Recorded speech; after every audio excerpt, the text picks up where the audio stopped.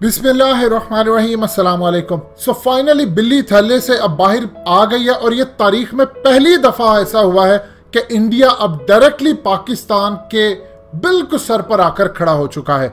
ज़ल्मे Khalilzad Pakistan आए, general कमर बाजवा से मुलाकात हुई और फिर वो वहाँ से बिल्कुल शॉर्ट ट्रिप के लिए इंडिया गए। वहाँ पर जाकर उनकी external affairs minister S Jaishankar से मुलाकात होती है और सबसे अजीबोगरीब बात है, वहाँ पर national security adviser Ajit Doval भी बैठे हैं जो रॉ के साबिक चीफ रह चुके हैं, और उसके अलावा फॉरेन सेक्रेटरी हर्ष भी वहाँ पर बैठे हुए थे। और सबसे अजीबोगरीब सूरत हाल है, उनसे मुलाकात के बाद अजीत डोवल के कहने के ऊपर ज़ल्मे खलीलज़ाद ने बयान दिया। मज़ीद डिस्कस करने से पहले इस वीडियो को लाइक करें, हकीकत टीवी को सब्सक्राइब करें और बेल आइकन पर ज़रूर क्लिक करें।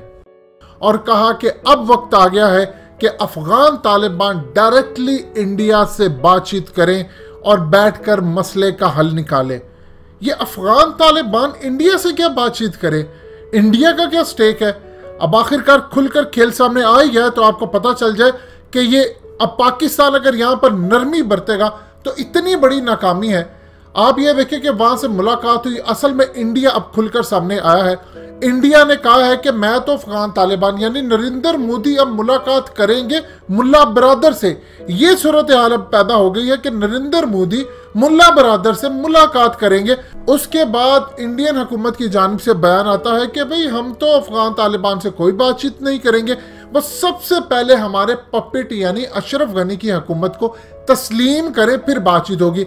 अब असल खेल खुलकर सामने आया है। सूरत हाल ये पैदा हो रही है कि अफगान तालिबान ने हालिया कहा है कि हमने कोई भी जितने भी मामला तय किए थे वो अमेरिका से किए थे, और अगर अमेरिका इस तमाम सूरत हाल के अंदर अपने इस एग्रीमेंट पर अमल दरामद नहीं कराता तो वो पूरी तरह अशरफ गनी हुकूमत का तख्ता उलट देंगे।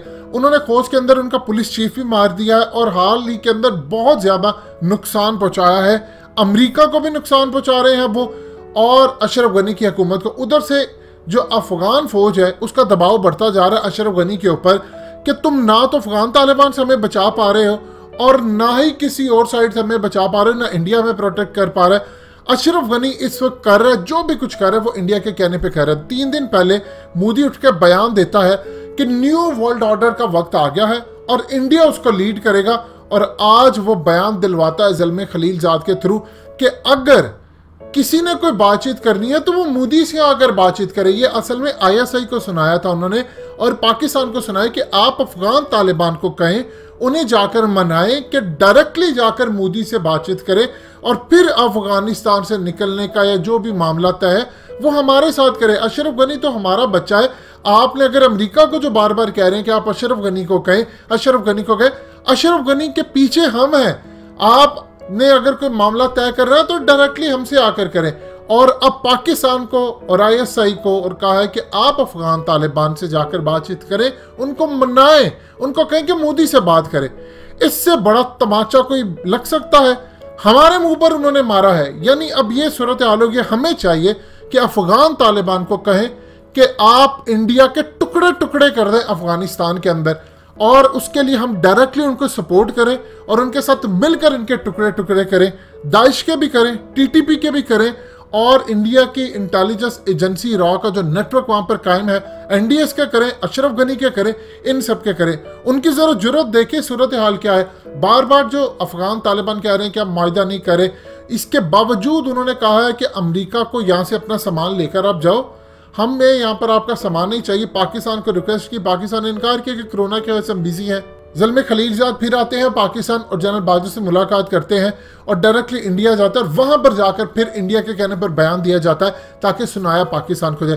अफगान तालिबान का तुम्हारे साथ स्टेक क्या है? खुलकर अब वो सामने आ गए हैं कि अशरफ गनी के पीछे अब अमेरिका नहीं हम है, तो हमसे बातचीत करो, अगर कुछ करना है तो हमसे करो। जब पाकिस्तान के अंदर मुल्ला बरादर आए थे और वहाँ पर ISI के चीफ मिले तो सारी दुनिया को हमने बेसिकली एक पैगाम, वीडियो तो हमने रिलीज़ की थी, हमने दुनिया को एक पैगाम दिया था कि जो मर्जी हो जाए, 20 साल की ताकत और अमेरिका की शिकस्त के पीछे इनका हाथ है, वो एक पैगाम देना था, वो हमने दे दिया। उसके बाद से इंडिया आज तक अफगान तालिबान को दहशतगर्द कहता रहा और अब वो उनकी तरफ से बयान आ रहा है कि उनसे मुलाकात करो।